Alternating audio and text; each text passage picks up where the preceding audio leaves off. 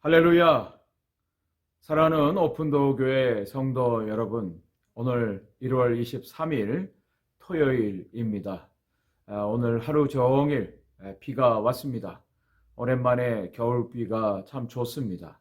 저는 하루 종일 사무실에서 겨울비 소리를 들으면서 내일 주일 예배를 준비했습니다. 하나님께서 겨울비와 함께 제 마음을 위로하시고 격려하시고 만져주시는 것 같은 느낌을 받았습니다. 이제 다니엘 기도의 20번째 시간입니다.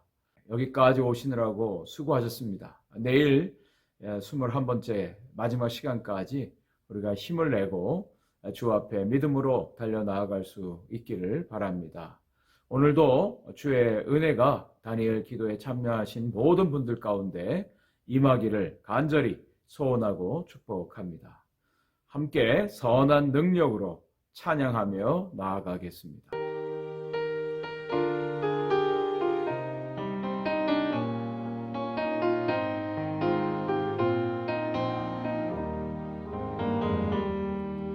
그 선한 힘에 고요히 감사하여 그 놀라운 평화를 누리며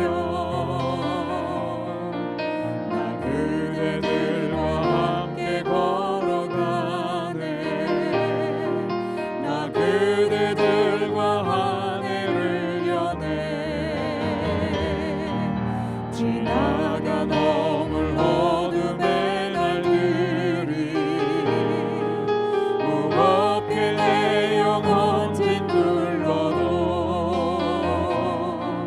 오 주여 우릴 외면치 마시고 약속의 구원을 이루소서. 그 선한 힘이 우릴 감싸시니 믿음으로 일어날 일 기대하네. 주 언제나 우리와 함께 계셔 하루 또 하루가 늘 새로워. 주께서 밝히신 작은 촛불이 어둠을 헤치고 타오르네. 그 빛에 우리 모두 하나 되어 온누리에 비추게 하소서. 그 선한 힘이 우릴 감싸시니 믿음으로 일어날 일 기대하네. 주 언제나 우리와 함께 계셔 하루 또 하루가 늘 새로워. 이 고요함이 깊이 번져갈 때 저 가슴 벅찬 노래 들리네. 다시 하나가 되게 이끄소서. 당신의 빛이 빛나는 이 밤 그 선한 힘이 우릴 감싸시니 믿음으로 일어날 일 기대하네. 주 언제나 우리와 함께 계셔 하루 또 하루가 늘 새로워. 하루 또 하루가 늘 새로워.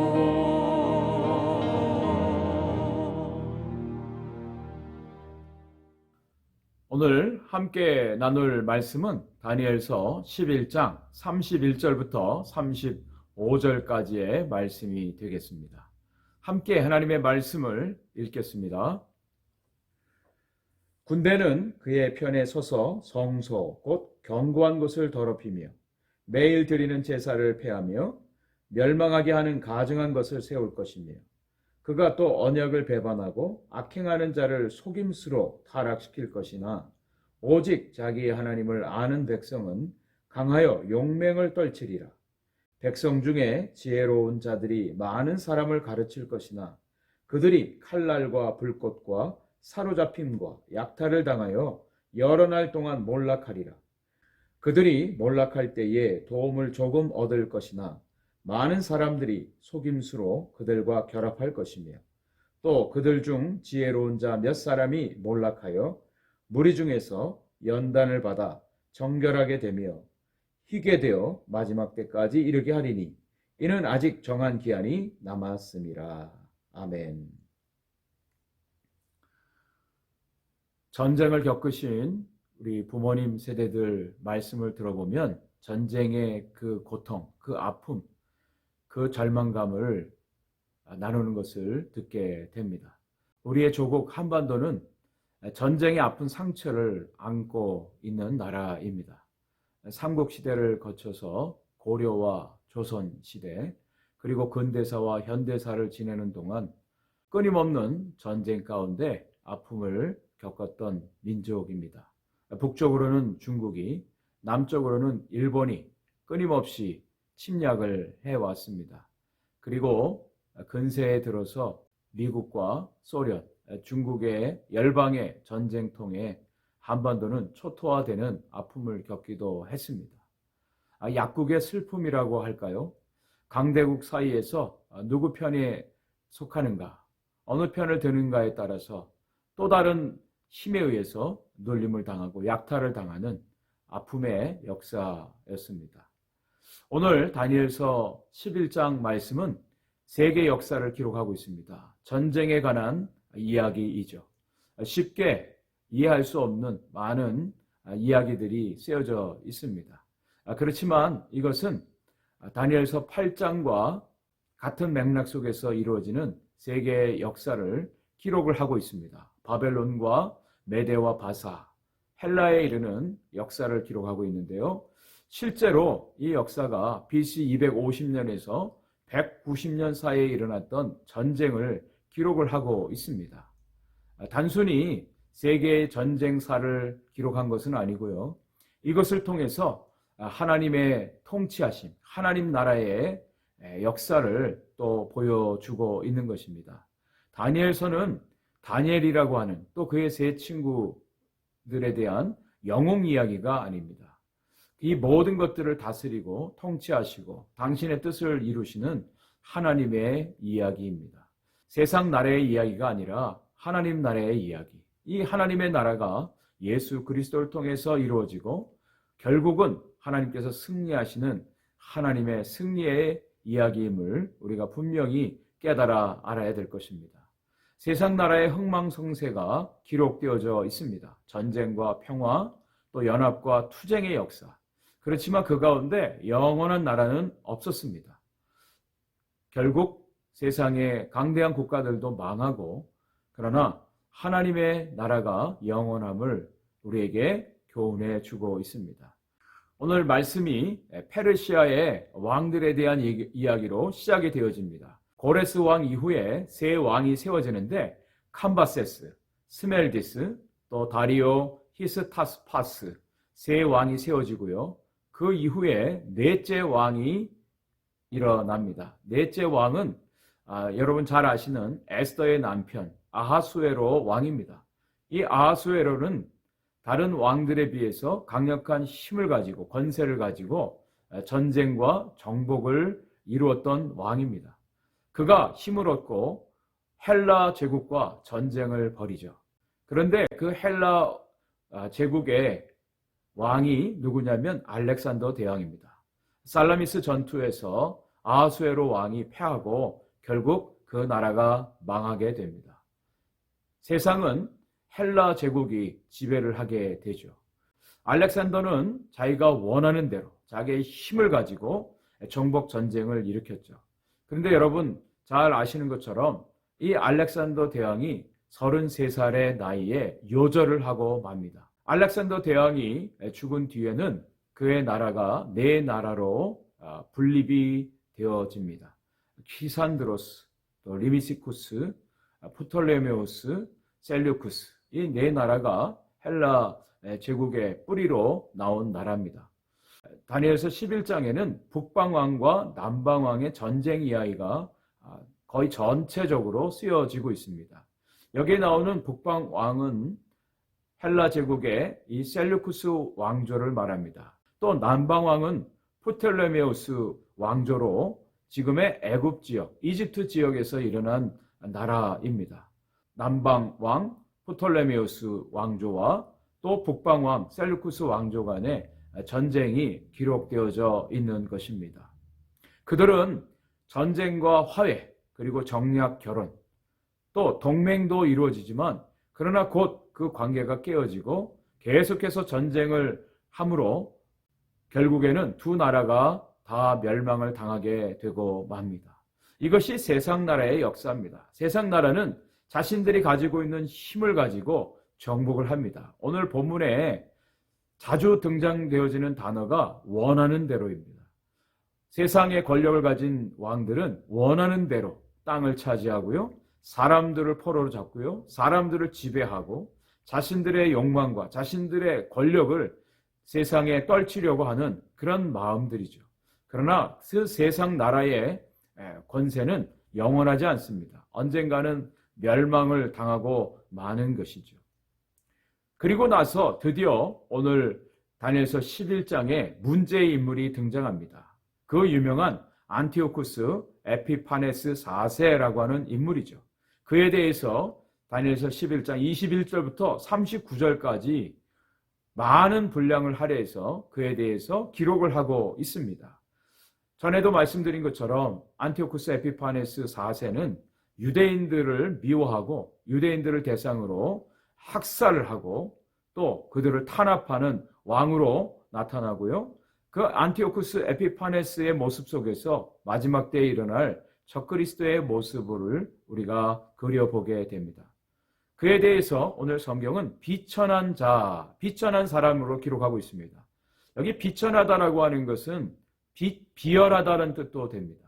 실제적으로 그는 그의 아버지 때에 14년 동안 로마의 연금 상태로 지내게 됩니다. 그곳에서 로마의 모든 정책과 제도, 또 군사력, 많은 것들을 배우기도 하죠.